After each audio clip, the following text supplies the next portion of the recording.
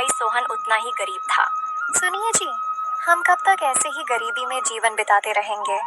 बंटवारे के समय आपके बड़े भैया ने कितनी चालाकी से सारी जमीन जायदाद हथिया ली और खुद अमीर बन गए। मोहन, तुम कैसी बात कर रहे हो? मोहन मेरा बड़ा भाई है, भला मेरा साथ बेईमान क्यों करेगा? बंटवारे में जो हिस्से आया वही अपने लिए और वही मैंने। ठीक है, मैंने अपने बड़े भाई से मदद मांग। मेरे भोले पति, आप क्यों नहीं समझते? उन्होंने आपको यह टूटी फूटी कुटिया दी और खुद एक आलीशान महल में रहने लगे। आपको बंजर जमीन दी जहाँ कुछ नहीं उगता और खुद उपजाऊ खेत ले लिए।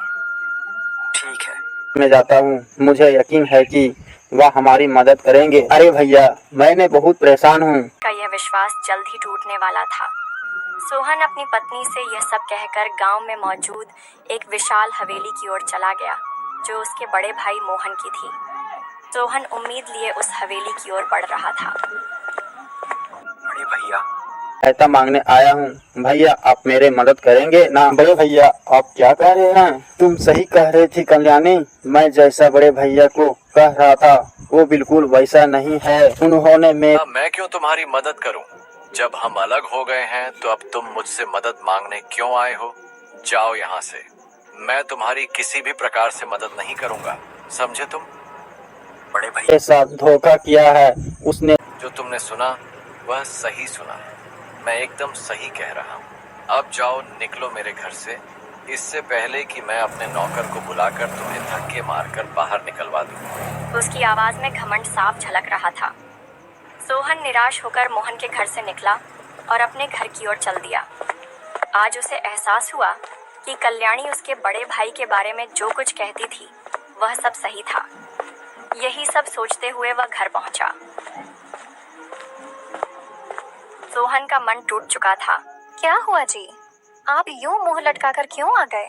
क्या आपके भाई ने आपकी मदद करने के लिए हाँ नहीं की? तुम सही कह रही थी कल्याणी। मैं जैसा अपने बड़े भैया को समझता था वह बिल्कुल भी वैसे नहीं है। उन्होंने मेरे साथ धोखा किया है। उन्होंने जानबूझकर मेरे हिस्से में वह चीजें दी जिनका मैं कोई उपयोग नहीं कर सकता। मोहन गांव में मिट्टी के बर्तन बेचा करता था और पूरे गांव में केवल उसी की दुकान थी, जिसकी वजह से उसे बहुत घमंड था। एक दिन एक ग्राहक उसके पास आया।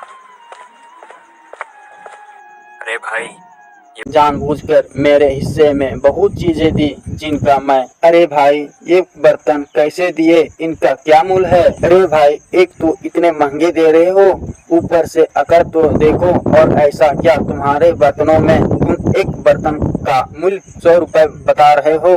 क्या ये बर्तन सोने की है? बर्तन कोई जादू ही नहीं है, समझे तुम? बल्कि इस गांव में सिर्फ मेरे ही पास यह मिट्टी के बर्तन मिलते हैं, जिसकी वजह से मैं इनकी कीमत 100 रुपए रखी हूँ। तुम इस बात का बहुत फायदा उठा रहे हो कि तुम्हारे अलावा इस गांव में कोई और नहीं है। भगवान इस गांव में कोई और मिट्टी के बर्तन बेचना शुरू कर दे, जिससे कि ये मोहन सेठ का घमंड टूटकर चूर। इतनी बात कहकर वह व्यक्ति वहां से चला गया। सोहन काम की तलाश में यहाँ वहाँ भटक रहा था। तभी वह एक दुकान के पास गया। सेठ जी, चूर हो जाए। सेठ जी, इस समय मैं बहुत मुसीबत में हूँ। मुझे अपने परिवार का पालन पोषण करने के लिए पैसों की जरूरत है। तो क्या आप मुझे यहाँ छोटा मोटा कोई काम देंगे? अगर आप मुझे जैसे गरीब का मदद करते हैं तो क्यों? तुम सोहन हो ना, मोहन सेठ के छोटे भाई? आपका बड़ा उपकार होगा। सेठ जी, मैं वही हूँ। सेठ जी, कैसे तुम्हारे बड़े भाई ने तुम्हारे साथ बेईमानी की है। मैं तुम्हें काम तो दे दूंगा, लेकिन तुम वह काम क्यों नहीं कर रहे हो जो तुम्हारे यहाँ पीढ़ियों से होता हुआ आ रहा है? सेठ जी, ये आप क्या कह रहे हैं? मैं कुछ समझ नहीं पा रहा हूँ। अरे सोहन, तुम एक कुम्हार हो, तो तुम मिट्टी के बर्तन बनाकर क्यों नहीं बेचते हो? वैसे भी इस गांव में तुम्हारे बड़े भाई के अलावा और कोई भी व्यक्ति मिट्टी के बर्तन नहीं बेचता है। तुम भी एक बार कोशिश करो, क्या पता तुम सफल हो जाओ, क्योंकि तुम्हारे बड़े भैया बहुत ज्यादा दामों में बर्तन बेचते हैं। सेठ की इतनी बात सुनकर सोहन वहां से चला जाता है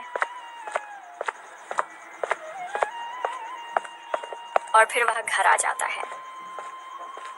आप क्या कह रहे हैं? मैं कुछ समझ नहीं पा रहा हूँ। नहीं क्या आपको आज कोई काम मिला जिससे कि हमारे घर का राशन पानी चल सके, या फिर रोज की तरह आज भी निराशा ही हाथ लगी है?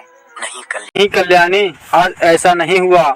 जब मैं सेठ के यहाँ गया, उन्होंने बताया कि एक कुम्हार हो, तुम मिट्टी के बर्तन बनाओ और उन्हें बेचो। जो तुम्हारे यहाँ परेशानियाँ है वो दूर हो जाएगी। यह तो काफी अच्छा विचार है। तो फिर क्यों ना आप आज से ही शुरू कर दें बर्तन बनाना, क्योंकि वह कहते हैं न कि नेक काम में देरी क्यों। अगले ही दिन से सोहन बर्तन बनाना शुरू कर देता है और देखते ही देखते वह बहुत सारे बर्तन बना लेता है और गांव के चौपाल के पास आकर अपने बर्तन बेचना शुरू कर देता है। बर्तन ले लो, बर्तन एकदम अच्छी किस्म की मिट्टी से बनी है। अगर आप एक बार बर्तन ले जाएंगे तो आप बार बार ये बर्तन ले जाएंगे। बर्तन ले लो, बर्तन ले। भैया आप कोई भी बर्तन लेने लीजिएगा। आवाज सुनकर उसके पास के गांव के लोग आते हैं और उसके बर्तन को देखकर उसकी तारीफ करते हैं। अरे भैया, तुम्हारे तो बर्तन बहुत सुंदर लग रहे हैं देखने में। वैसे इनका मूल्य क्या बताया है तुमने भैया? भैया, बर्तन आपको 100 रुपए में भी मिलेगा।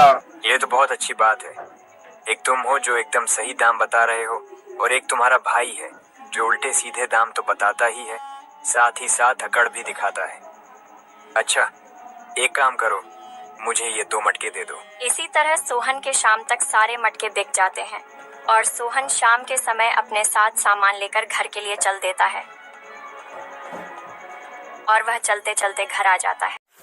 ये लो कल्याणी, राशन दोनों के लिए बढ़िया से दाल चावल बनाओ। अब हमें परेशान होने की कोई ज़रूरत नहीं है, क्योंकि मैं अब कमाने लगा हूँ। मैंने जितने भी मटके बनाए थे ना, वह सट्टे के सारे बेच दिए और कई लोगों को आज दे नहीं